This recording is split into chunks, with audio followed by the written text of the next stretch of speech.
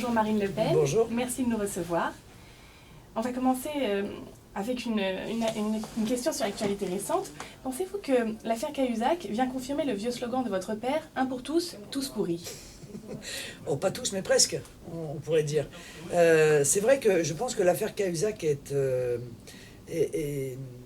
en fait la goutte d'eau qui fait déborder le vase, quoi. C'est-à-dire qu'il y a une accumulation absolument insensée lors de la 5e d'affaires multiples et variées, étant entendu que ce qui est absolument scandaleux, c'est le rôle que continuent à avoir ceux qui ont été condamnés par le passé dans l'appareil politique français.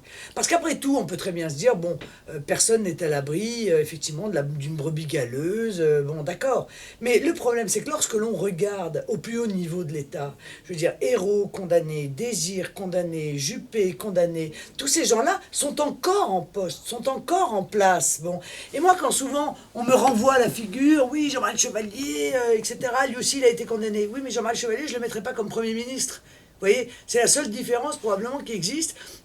Aussi, c'est que ce qui est jugé durement par les Français à juste titre, c'est le comportement des appareils politiques par rapport à ceux qui ont volé, par rapport à ceux qui ont violé la loi et à ceux qui, dans l'exercice de leur mandat, eh bien, se sont attribués des avantages indus. Du coup, ça me donne envie de vous demander, qu'est-ce que vous pensez de la valse des politiques qui affichent leur patrimoine comme preuve de probité? Comme preuve de nullité surtout.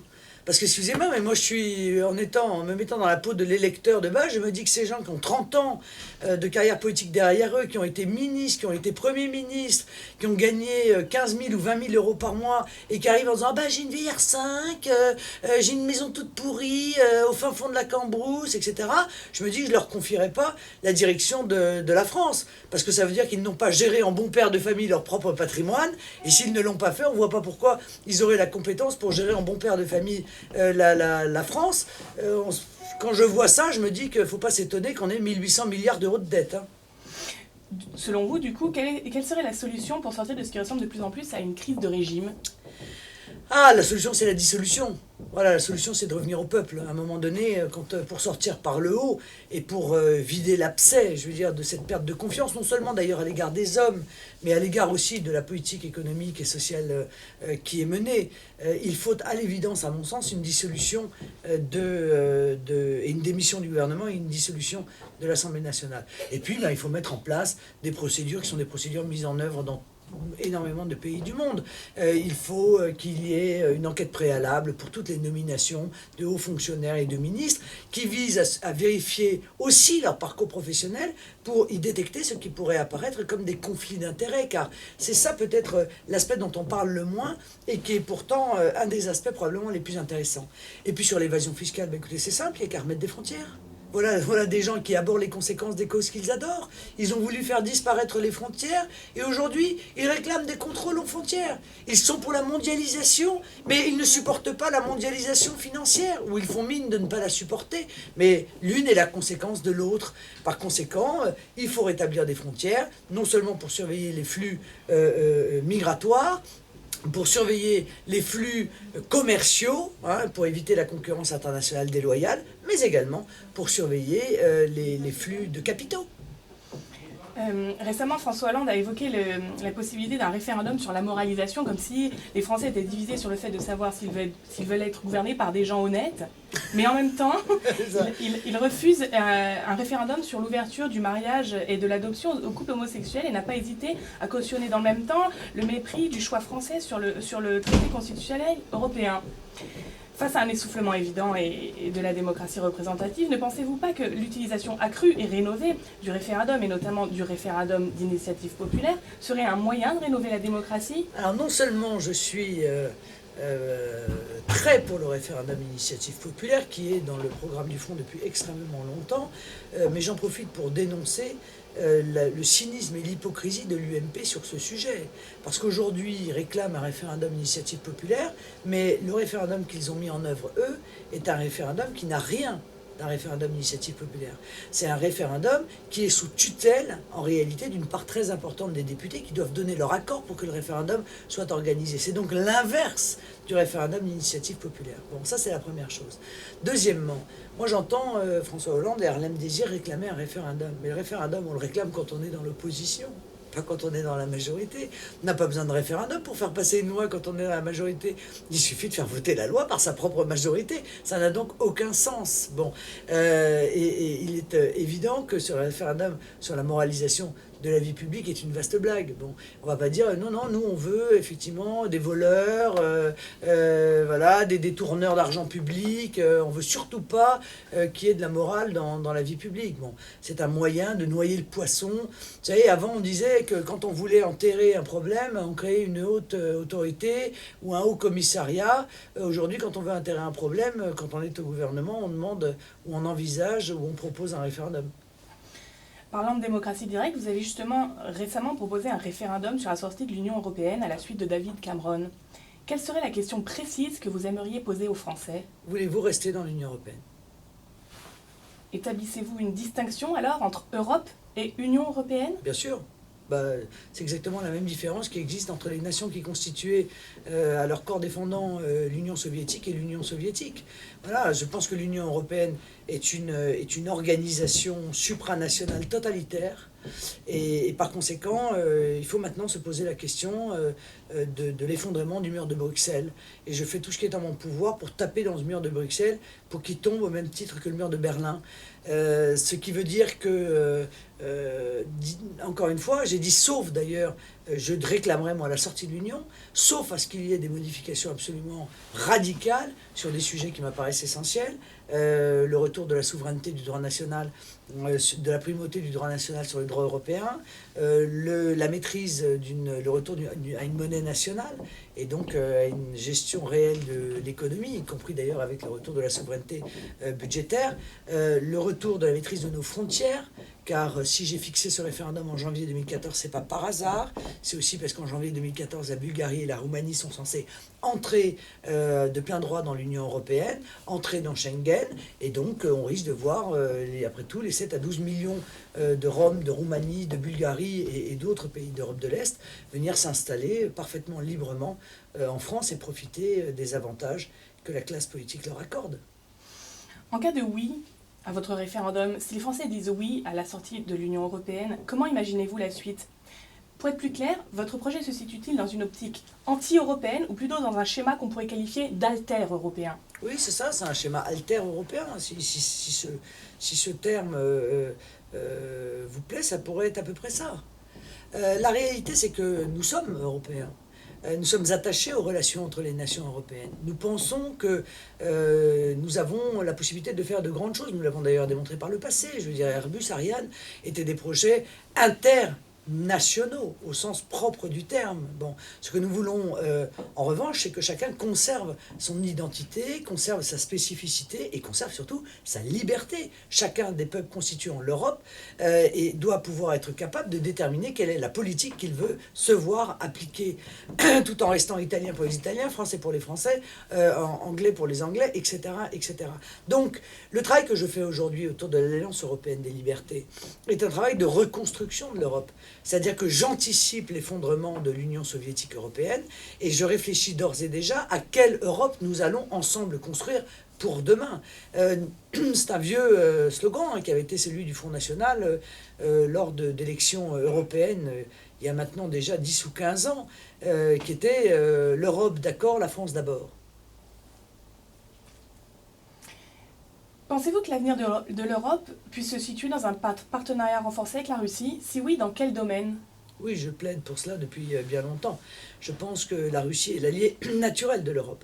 Et qu'en réalité, le mur de Berlin ne s'est pas effondré, il a juste été mis sur roulette et déplacé, et que nous restons, à cause de la pression qui est effectuée sur nos capitales, et auxquelles nos capitales se soumettent d'ailleurs, la pression de Washington, nous restons dans une hostilité à l'égard de la Russie qui n'a aucun sens, ni sur le plan politique, ni sur le plan économique, ni sur le plan stratégique. Et je pense bien sûr d'abord à ces relations stratégiques. Je pense à l'intérêt que nous aurions sur le plan, par exemple, énergétique, à lier des accords avec la Russie pour ne pas dépendre exclusivement de monarchies pétrolières dans lesquelles non seulement j'ai une confiance extrêmement limitée, mais qui du surcroît, et on a pu le remarquer, peuvent elles-mêmes être soumises demain à des bouleversements très rapides.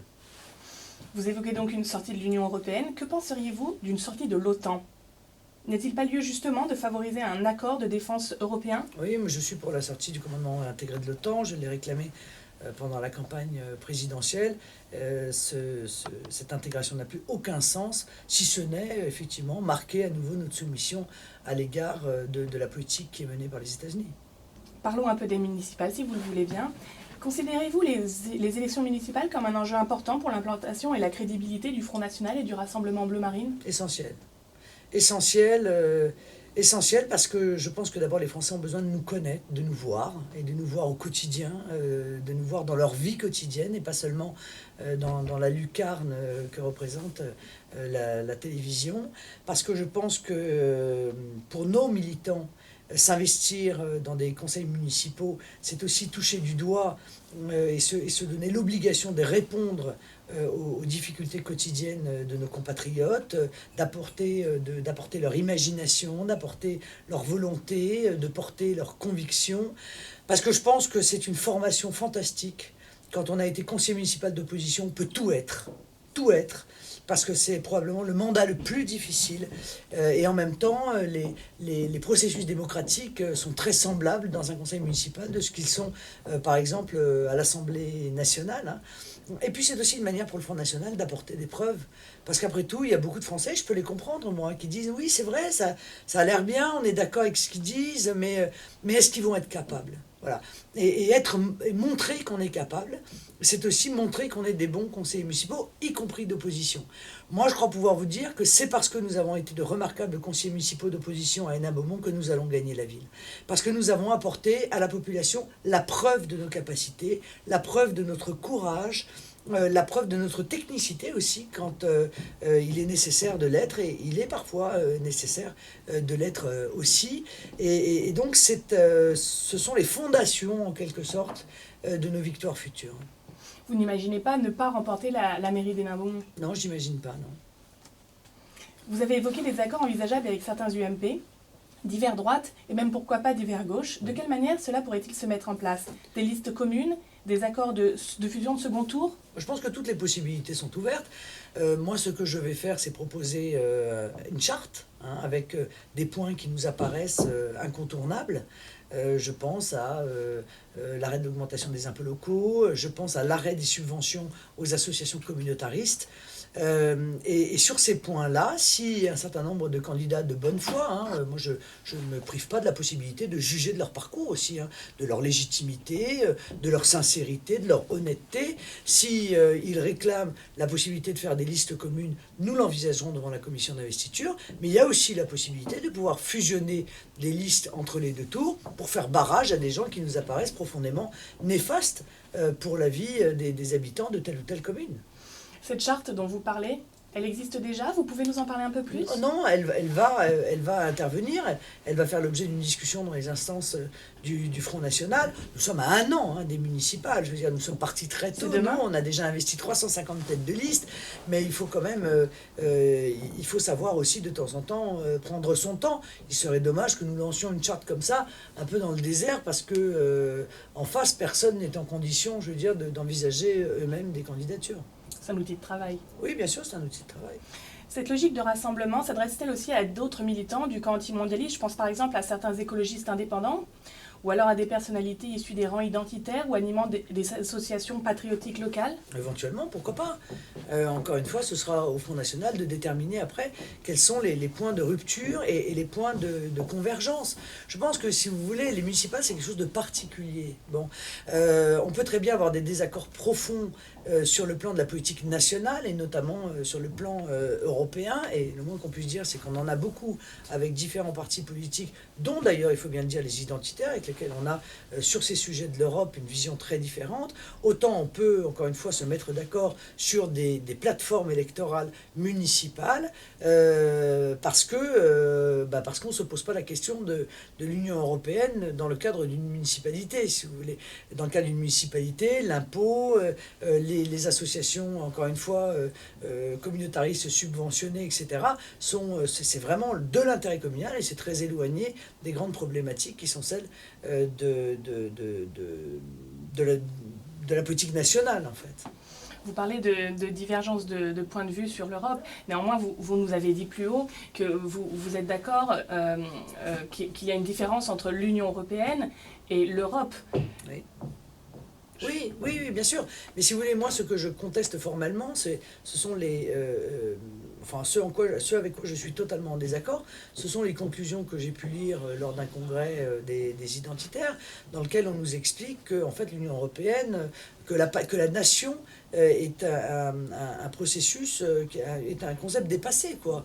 Voilà, que les relations doivent se faire entre des grandes régions et l'Union européenne. Alors je sais que l'Union européenne a toujours poussé à la régionalisation, tout simplement parce que l'Union européenne n'est pas sotte, elle sait très bien où elle veut en venir, et elle sait très bien que la nation est la structure la plus performante, justement, pour empêcher, repousser en quelque sorte l'influence de l'Union européenne.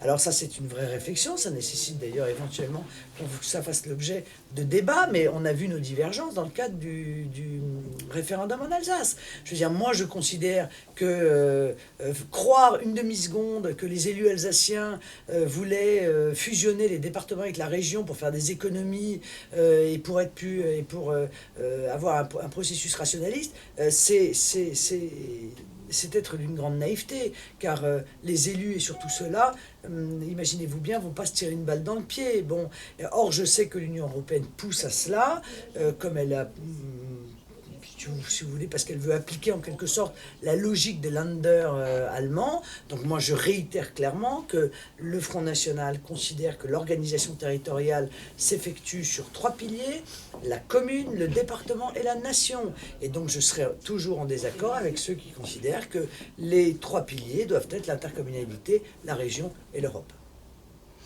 Marine Le Pen, merci beaucoup pour votre accueil Je vous en et prie. pour vos réponses.